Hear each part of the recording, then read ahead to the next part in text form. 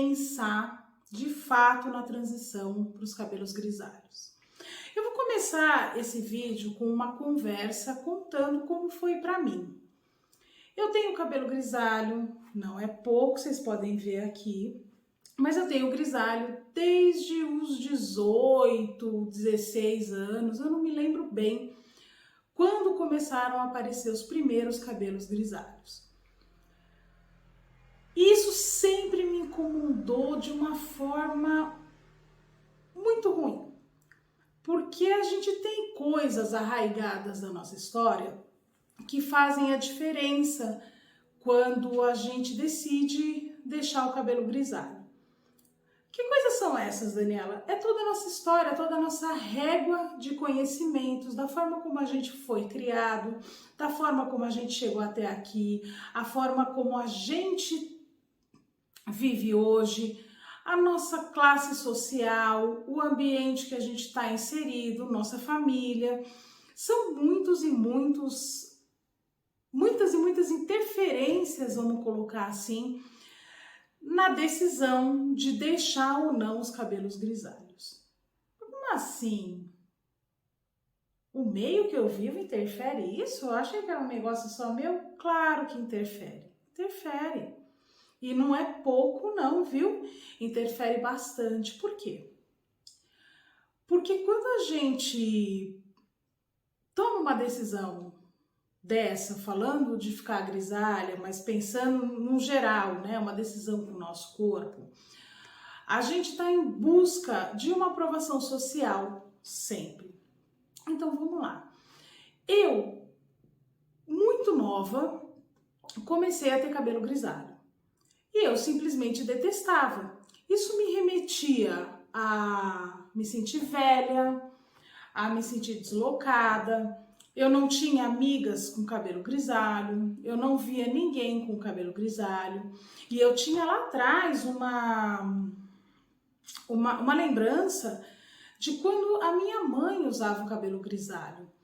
Todas as mães das minhas amigas eram aquelas mulheres glamourosas com os cabelos assim perfeitamente retocados e escovados e etc. E minha mãe tinha um cabelo curto, grisalho. E a minha mãe era a única referência que eu tinha de cabelo grisalho naquela época. E eu vivia pedindo para que ela pintasse o cabelo porque eu estava incomodada.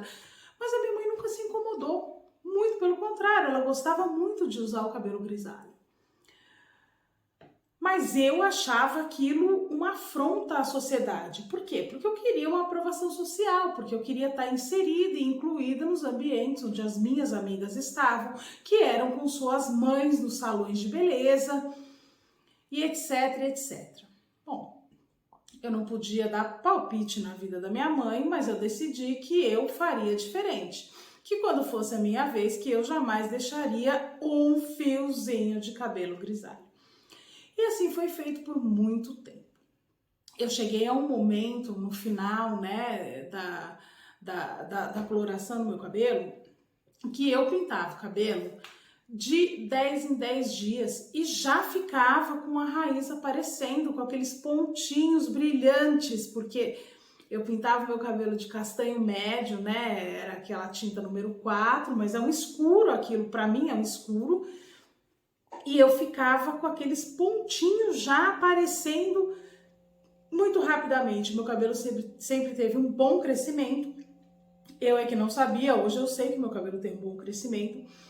Naquela época eu nunca soube porque eu não conseguia deixar o meu cabelo inteiro para vê-lo crescer, né? Porque eu fazia tanta química, eu passava tanta coisa no meu cabelo que as pontas arrebentavam inteiras e o meu cabelo nunca saía do mesmo tamanho. Então, quando eu conseguia deixar ele crescer um pouquinho mais, eu ia fazer qualquer procedimento no salão e a cabeleireira já falava pra mim: Daniela, precisa tirar as pontas desse cabelo. Ou seja, eu tinha um cabelo mediano, talvez aqui assim, nunca passou disso. Ficar no comprimento que meu cabelo tá hoje, nunca eu consegui chegar nesse comprimento, porque ele era tão judiado que ele quebrava e precisava ser cortado. E quando não quebrava, eu tinha que cortar, né? Porque ele não estava saudável. Só que fazer essa química a cada 10 dias estava me deixando realmente insatisfeita. Insatisfeita por vários motivos. Eu estava cansada daquela rotina de ter que pintar o cabelo. Normalmente eu perdia o meu sábado ou o meu domingo, porque eu pintava em casa, porque não tinha condições, né, de ir 3 vezes por mês no salão de beleza. Então eu normalmente pintava esse cabelo em casa, ou se eu não pintava em casa, que eu ia no salão, era muito raro, mas às vezes acontecia, eu gastava muito dinheiro. Então a combinação cansaço e falta de dinheiro fez com que eu começasse a buscar alternativas, mas óbvio, nunca deixar o cabelo grisalho, porque aquilo era uma afronta para mim. Só que você tem 2 opções, ou você pinta, ou você assume o grisalho. Não tem outra. Tem raspar a cabeça, né? Ou usar a peruca, que aí você não precisa, mas não era uma opção para mim. Mas eu juro que eu cheguei a cogitar, sabia? Eu cheguei a cogitar, eu fui inclusive procurar perucas. Perucas porque aí eu poderia ter o meu cabelo longo, eu poderia ter o meu cabelo da cor que eu quisesse sem judiar do cabelo. Então eu procurei perucas loiras, procurei perucas morenas, lace, né? Na época era peruca, não tinha essa conversa de lace. Mas a minha mãe me contava que quando ela era nova, era meio que uma febre usar peruca, né? Se usava muita peruca. E minha mãe contava que aquilo esquentava demais a cabeça. Eu nunca usei uma peruca, mas eu acreditava na história de que esquentava demais a cabeça. E aquilo também não era uma opção para mim. Eu poderia usar no inverno, que ia ser bem legal, mas e no verão? Como é que eu ia fazer? E fora que as perucas boas, de qualidade, aquelas, né, bonitas mesmo, elas custavam muito caro. Tudo bem, talvez uma peruca custasse 1 ano de química, de tinta no meu cabelo, mas eu não cogitei sobre o assunto. E aí eu comecei a pensar, né, que caminho que eu vou seguir, o que eu vou fazer? Não tem outra alternativa, eu vou assumir os grisalhos. Nesse momento, eu já estava pensando em engravidar. E aí eu tinha uma força a mais me impulsionando, né? Que era cuidar da saúde da minha filha para que ela não tivesse nenhuma química jogada no seu corpo antes dela nascer mesmo, né? Então vejam, eu tinha a negação de toda a minha vida, eu tinha o meu cansaço, o dinheiro que eu tava gastando, que eu tava desperdiçando, no meu ponto de vista aquilo era um desperdício de dinheiro, e eu tinha uma razão muito maior, que era a minha filha. Então, eu decidi que quando eu engravidasse, eu pararia de pintar o cabelo. Isso lá atrás.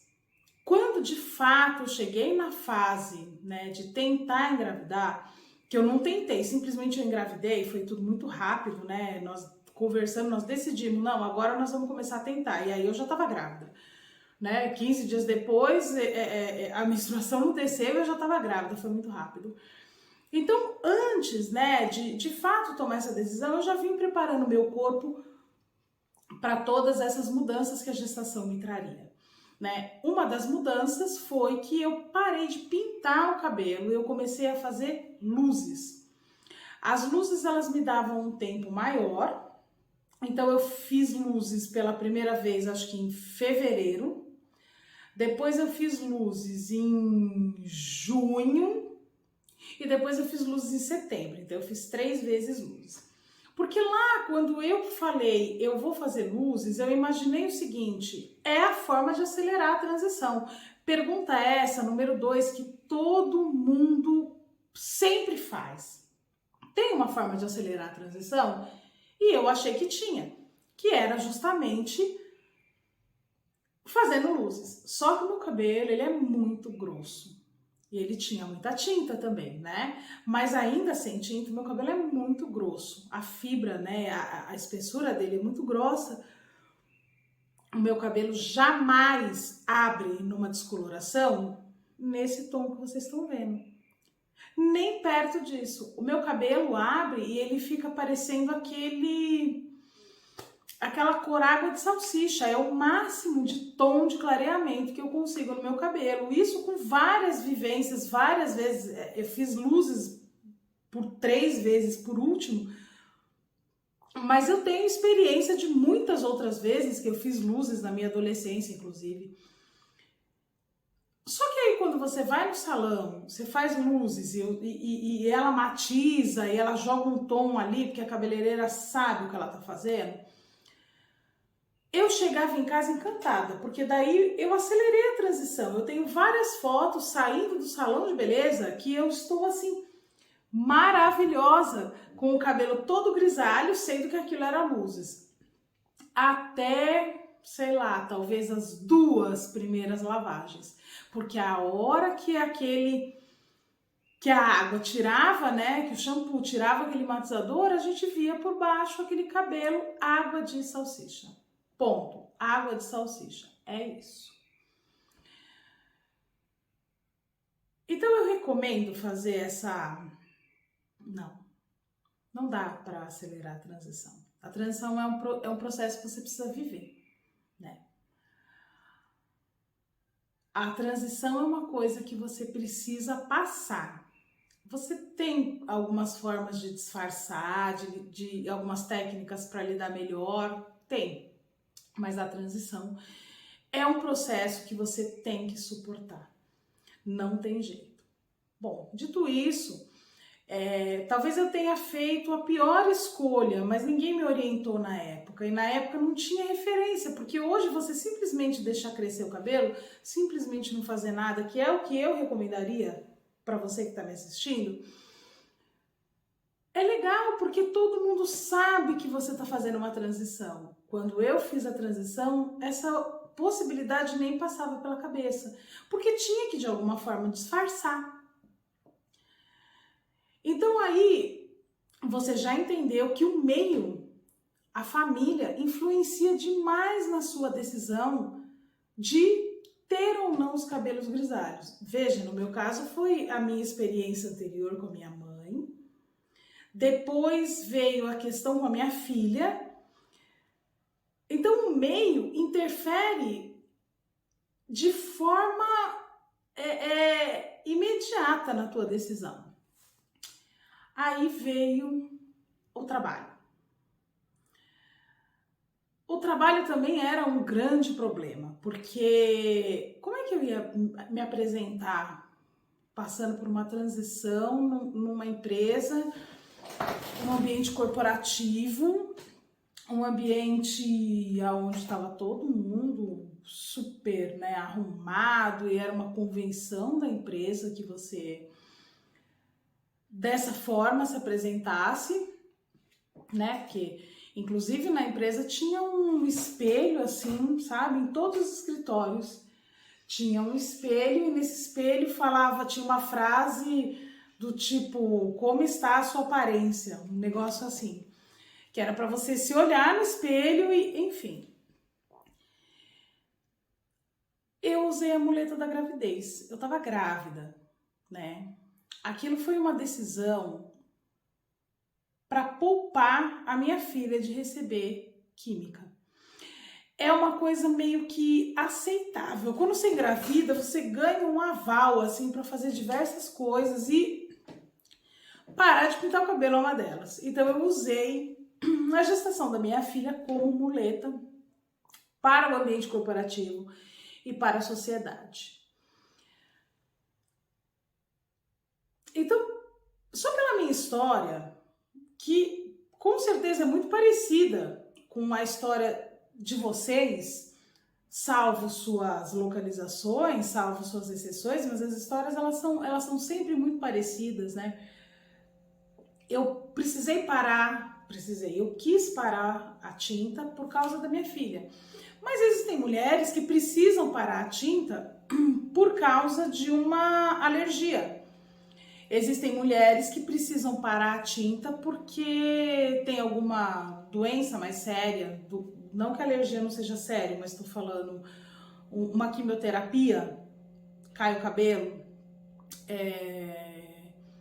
Existem mulheres que querem parar porque querem se reconhecer.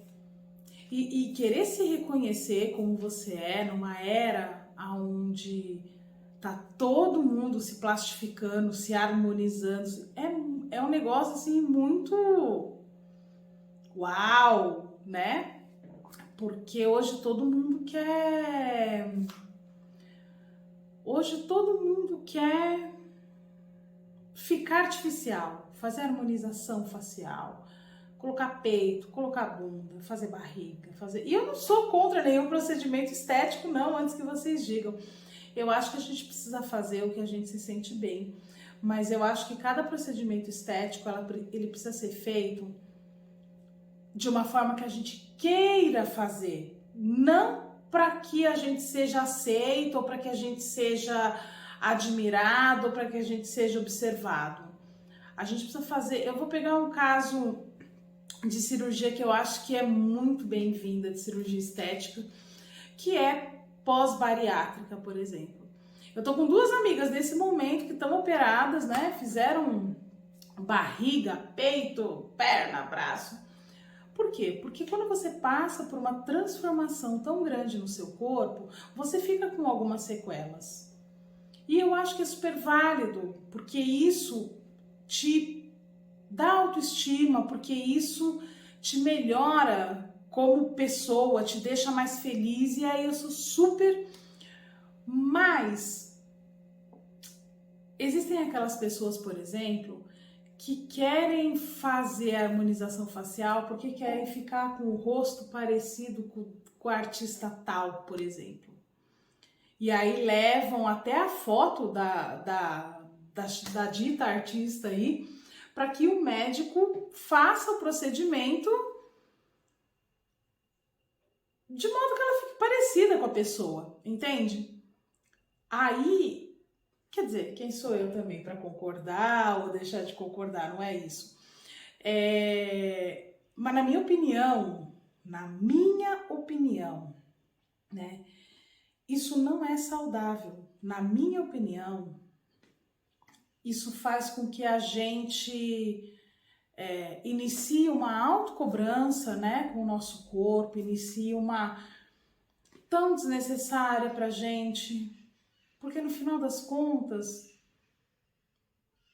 se você não faz os procedimentos, as coisas por você, você tá fazendo por quem? Pela moça que você conheceu no mercado? Pelo balconista da padaria? Por pessoas que não têm nenhuma influência na sua vida? Então, por que você não deixa seu cabelo grisalho? Porque as pessoas vão pensar alguma coisa? Porque você vai parecer isso ou aquilo? Então não tá na hora de você deixar o cabelo grisalho. Sabe qual é o momento que você vai deixar o seu cabelo grisalho? O momento que você vai deixar o seu cabelo grisalho é quando você entender internamente, sabe? É quando você matar esse etarismo. Você sabe o que é etarismo? Etarismo é o preconceito de idade. Etarismo, idadismo, ageísmo, chame como você quiser. É o preconceito de idade. E você... Quando você matar esse preconceito dentro de você, é um indício de que você vai estar pronta. Quando você parar de olhar aquela mulher linda e falar assim, mas tá velha, hein? Você vai estar pronta. Quando você se olhar no espelho com mais amor e perceber que você é muito, muito, muito mais do que uma linha de expressão, uma ruga, um melasma, um fio branco, aí você vai estar pronta. Quando você tiver amarrada nessas convenções que não vão te levar a lugar nenhum, eu te digo com toda certeza, minha amiga, não faça, porque você não vai aguentar. Suportar o processo da transição não é para qualquer uma. E isso não quer dizer que uma seja melhor do que a outra. Isso quer dizer que uma esteja mais preparada que a outra. Então, suportar o processo da transição não é para qualquer uma, porque algumas mulheres ainda não estão preparadas para esse processo. O dia que você estiver preparada, ninguém vai precisar te dizer. Ninguém vai encontrar com você na rua e vai falar assim: nossa, fulana, você ia ficar linda, grisalha. Isso não vai acontecer. Isso não vai acontecer. Ninguém vai te falar isso. Você vai sentir aqui dentro. E aí, quando você sentir aqui dentro, quando você estiver assim, preparada internamente, isso vai florescer e vai transparecer para você. Então, se você já tá pensando, se você já tá sentindo isso, bora, tua hora chegou, amiga. Eu tô aqui para te ajudar. Grande beijo, espero que eu tenha esclarecido um pouquinho para vocês aí. E já ativa o sininho, se inscreve no canal se você chegou aqui por acaso. Dá um like pra gente, porque isso ajuda muito o nosso trabalho, tá bom? Beijão, se cuidem!